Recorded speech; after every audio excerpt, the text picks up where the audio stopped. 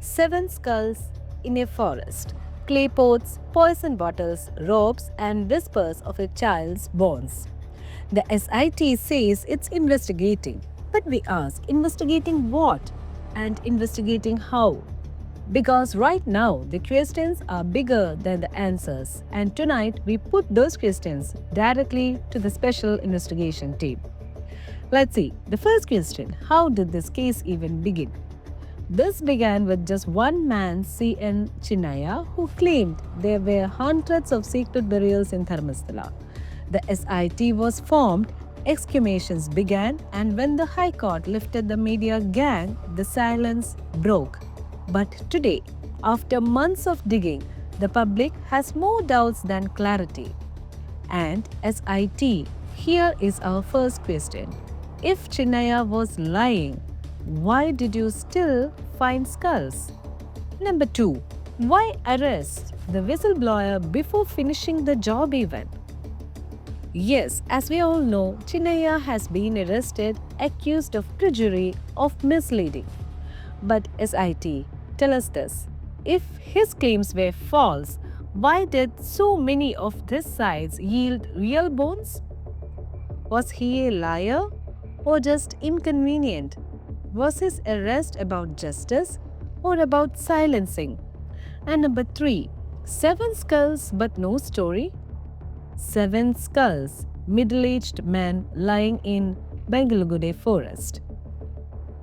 SIT, tell us what were their names? Where are their families? And most importantly, where are those forensic reports that should tell us how they died? Until you answer this, the skulls are just bones in bags and the public remains in the dark. The untold details. Isotope analysis, why this silence? SIT, are you doing isotope analysis or not? We know isotopes in bones can reveal where these men lived, what they ate, whether they were locals or outsiders. So just tell us, have those samples been even tested?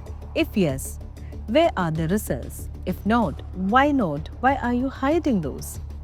Transparency is the key of everything.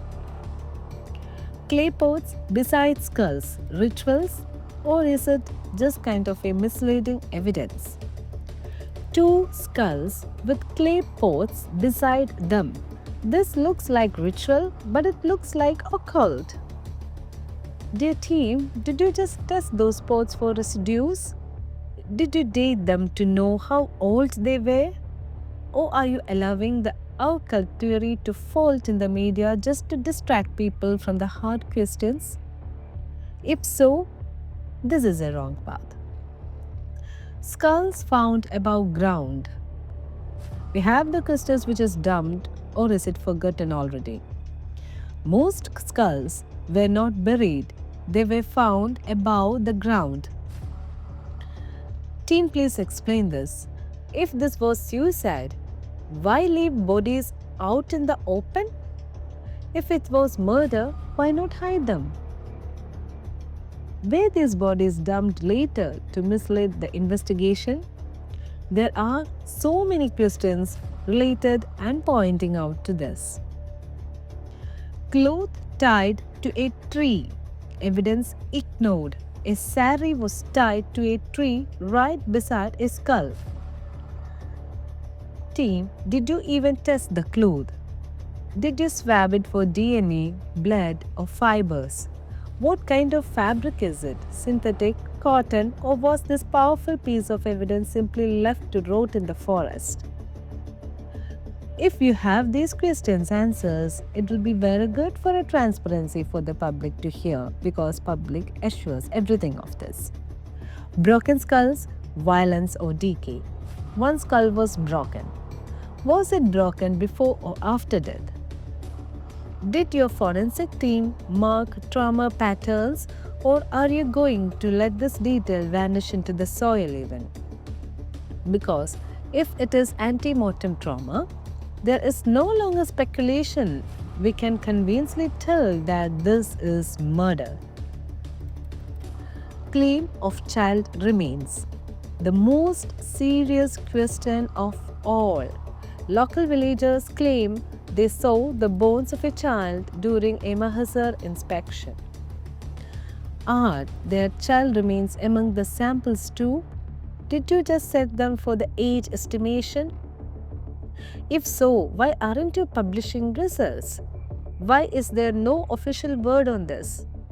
Because if children are involved, then all your suicide theories collapse in one blow.